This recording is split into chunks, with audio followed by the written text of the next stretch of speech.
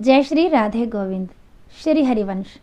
हमारे प्रिया जो हम सब पर अपनी कृपा दृष्टि सदैव बनाए रखे। आज हम इस वीडियो में जानेंगे कि किस तरह भगवान श्री कृष्ण ने सुदामा जी के पूछने पर उन्हें अपनी माया जाल का अनुभव करवाया। एक बार भगवान श्री कृष्ण ने अपने परम मित्र सुदामा जी की जिद करने पर उन्हें बेहद ही दिलचस्प तरीके से अनुभव करवाया कि माया क्या है और किस प्रकार यह व्यक्ति को जकड़ लेती है और किस प्रकार माया के बंधन में जकड़े हुए उसे ही वास्तविक समझकर भगवान से दूर हो जाते हैं।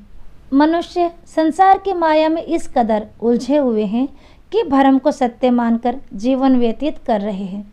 ये भ्रम, ये माया हमें न केवल ईश्वर से दूर रखती है बल्कि अपनी आत्मा के भी करीब नहीं जाने देती।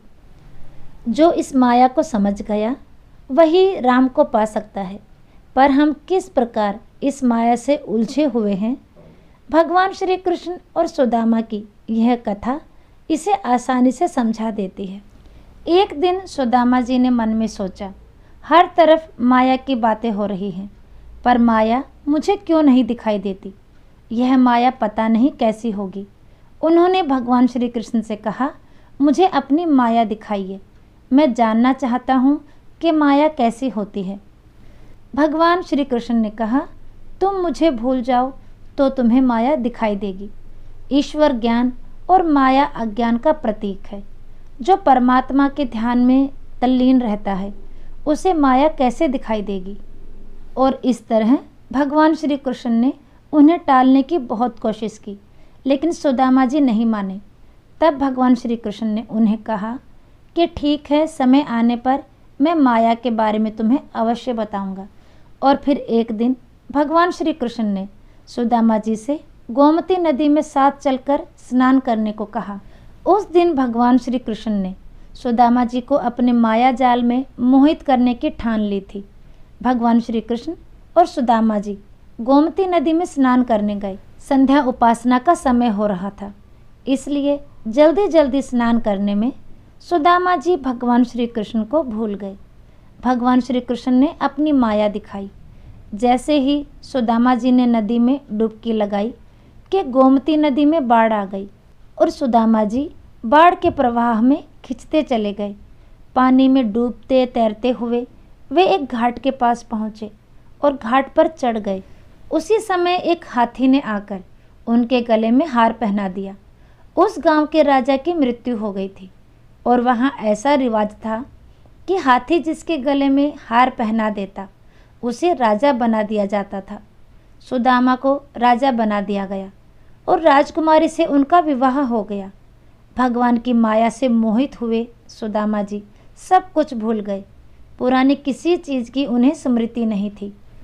वहाँ उनकी कई संतानें हुई। एक बार उनकी पत्नी रानी की मृत्यु हो गई थी। इससे दुखी होकर सुदामा रोने लगे। नगर के संभ्रांत लोगों ने कहा, आप रोइए मत, रानी जहाँ गई है वहाँ आपको भी पहुँचा देंगे। उन्होंने बताया कि मायापुरी का यही नियम है, जब तुम्हारी पत्नी का दाह संस्कार होगा तो तुम्हें भी अपनी पत्नी के साथ चिता में प्रवेश करना होगा। जब चिता में प्रवेश करने का समय आया तो सुदामा जी अपनी पत्नी की मृत्यु की बात भूल गए और डर से कांपने लगे।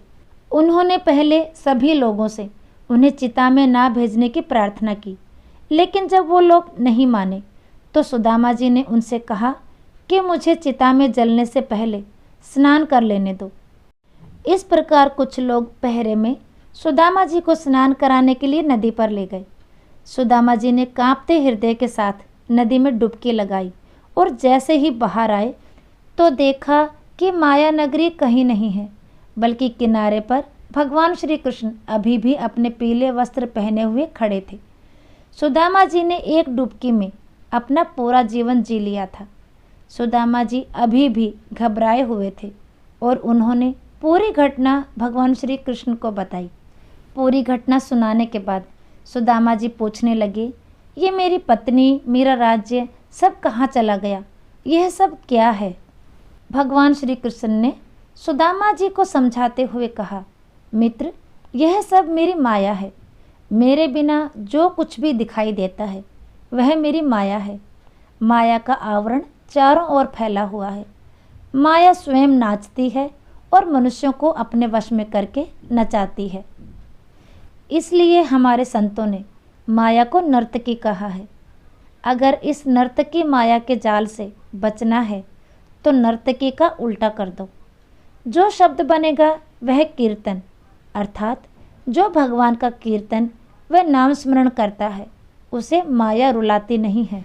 श्रीमद् भागवत में भगवान श्री कृष्ण ने कहा है कि जब यह जगत नहीं था तब भी मैं था, जब यह जगत दिख रहा है तब भी सब में चैतन्य रूप में मैं ही रहता हूँ। जब इस जगत का विनाश होगा तब भी मैं ही रहने वाला हूँ। जगत में मेरे सिवा जो कुछ भी दिखाई देता है वह मेरी माया है। तो आज का वीडियो यहीं तक, फिर मिलेंगे अगले वीडियो में। तब तक के लिए सभी को प्रेम भरी राधे राधे।